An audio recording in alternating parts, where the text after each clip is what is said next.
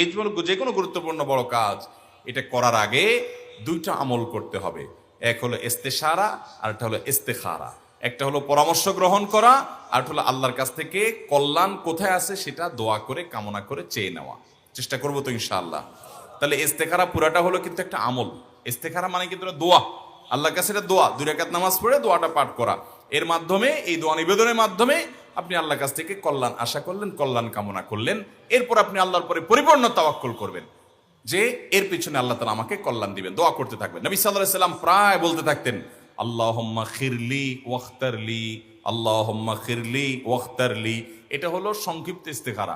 আপনি হাঁটতে চলতে ফিরতে সবসময় বলতে পারেন, আল্লাহ আপনি আমার জন্য কল্যাণ দান করেন, আমার জন্য নির্বাচন করে দেন যে আমার কোনটা করা উচিত।